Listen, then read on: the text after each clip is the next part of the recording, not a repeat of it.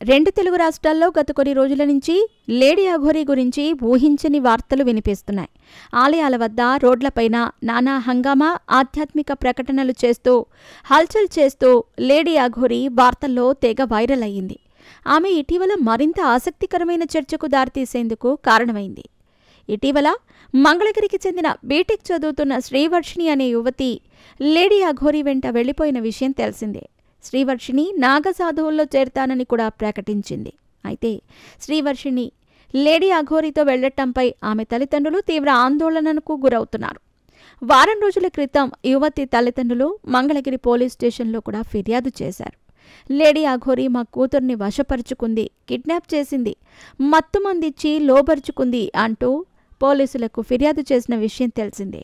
కుటుంబ సభ్యులు ఎంత ఒత్తిడి చేసినా కూడా శ్రీవర్షిణి ఇంటికి రావటం లేదని, ఫోన్ చేయటం లేదని ఆమె తల్లిదండ్రులు ఆవేదన వ్యక్తం చేశారు. ప్రస్తుతం శ్రీవర్షిణి లేడీ అఘోరీతో గుజరాత్ రాష్ట్రంలో ఉన్న సోమనాథ్ టెంపుల్ చేరుకుంది. అక్కడి నుంచి వారిద్దరూ కలిసి మాట్లాడిన వీడియోను సోషల్ మీడియాలో రిలీజ్ చేశారు.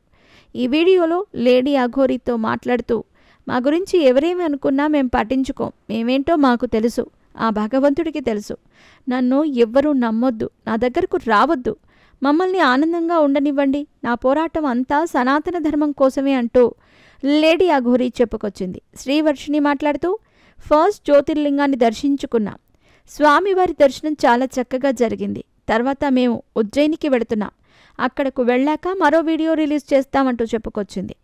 అయితే శ్రీవర్షిణి తండ్రి మరోసారి కోటయ్య సంచలన వ్యాఖ్యలు చేశారు.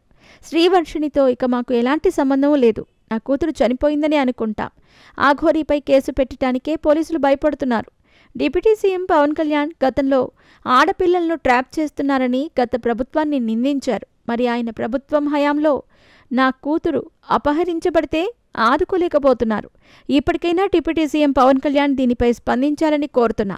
రాజధాని మంగళగిరి ప్రాంతం అమ్మాయి ఇలా వెళ్లటమేంటి అని, అయినా ప్రభుత్వం దీనిపై స్పందించి చర్యలు తీసుకోవాలి అంటూ శ్రీవర్షిణి తండ్రి కోటయ్య ఆవేదన వ్యక్తం చేశారు. లేడీ అఘోరీని రెండు తెలుగు రాష్ట్రాల పోలీసులు ఏమీ చేయలేకపోతున్నారు. లేడీ అఘోరీ కారుకు నెంబర్ ప్లేట్ లేకపోయినా పోలీసులు పెద్దగా పట్టించుకోవటం లేదు. శ్రీవర్షిణిని ఇప్పటికైనా మా దగ్గరకు రప్పించండి, మేము బయట తిరగలేకపోతున్నాం, ఊరు వదిలేళ్లిపోతున్నాం అని కోటయ్య ఆందోళన వ్యక్తం చేశారు.